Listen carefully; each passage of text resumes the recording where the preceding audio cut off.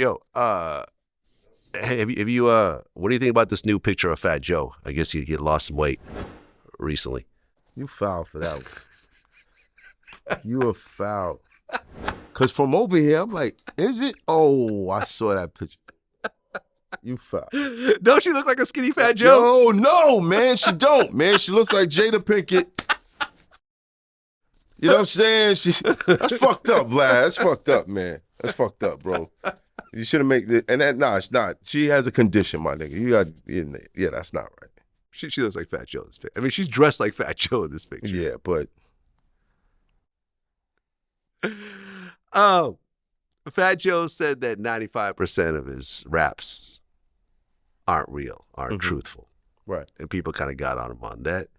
But, you know, I remember when I interviewed him in our last interview, which was a long time ago, like 5 years ago or whatever, he said, yo, like, if all my raps were real, my wife would stab me.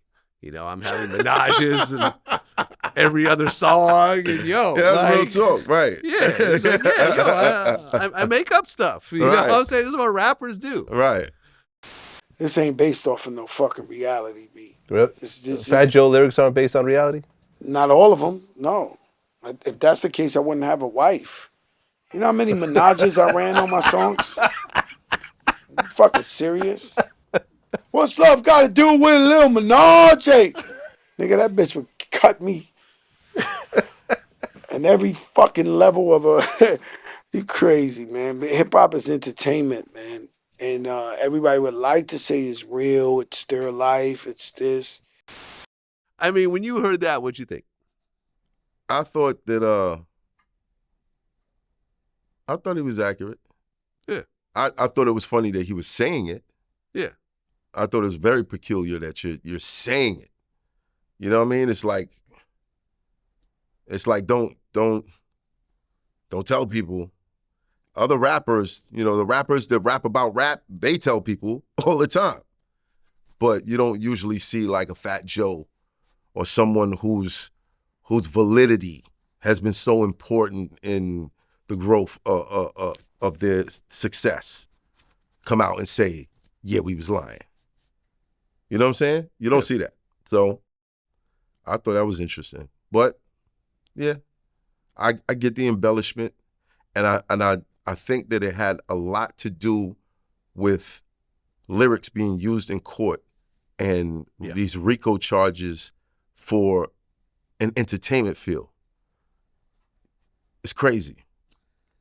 I understand his point, and I understand how the Young Thug case is putting the realism of lyrics into a potentially dangerous legal situation for a lot of people. And people compare it to, well, if Johnny Depp, you know, was a killer in, Black Mass, does that mean that you could try him for murder? And here's the difference in that. No. Because you don't have to explain that. If Johnny Depp didn't murder nobody and he's got no murderers around him, then then you can't. You know what I'm saying? Yeah. But I get that. What bothers me is the cultivation of a dangerous image. The constant support that the music gets. It's like, all right, if you be this guy, I'm gonna give you a little bit of this, just a little bit of this. But if you be this guy, you get all this. What do you think people are gonna be choosing? What do you think? Like you once you turn it into, if you're like this, then you'll be successful like this, and if you're like this, you won't be. What do you think people are gonna choose? When you wave it around in front of their faces, what do you think people are gonna choose? I mean, but there's so many successful Meek rappers. Mill came out and he said, yeah, the records where I'm talking reckless, they move. I tried to tell y'all about prison reform and shit. Y'all, it ain't move. What do you want me to do? Well, but who are the biggest rappers in the world right now? They're really not gangster rappers. I mean, I get what you're saying. J. Cole, Kendrick. But they are the last remnants of a time where that was supported. They're coming out of an era where people still were able to get a CD. There were no Kendrick CDs. There wasn't no Kendrick? Am I tripping? No, you're tripping. I'm tripping? I mean, there's still technically is always CDs, but no one was buying Kendrick CDs. But they were on the cusp of that. You dig what I'm saying? I don't know. I disagree on that. They were Kendrick CDs. I mean, you could buy vinyl today, but what I'm saying is, there was definitely Kendrick CDs. But I'm talking about, if there was a time when people valued. I think that, look, clearly being reckless on the internet, on social media, and on songs will give you a certain boost. If I go on Twitter right now as we're talking, and I said, Math Hoffa's a bitch, and when I see him, I'm going to slap him in the face. Right. That would get 100,000 retweets, 1 million impressions, and start a bunch of shit. Yeah. And my followers, I'll get 20% more followers. Right. I get it. Mm-hmm. Right? Right. It's just obvious. But should there be a federal task force assigned to my entertainment industry? Well, I think what happens is this. I think what happens is this, though. When you are being investigated for murders and there are lyrics that you write yourself that have potentially incriminating things that could be tied to those murders, which has happened time and time again in hip hop. People rap about you don't know who that wrote that shit, Vlad.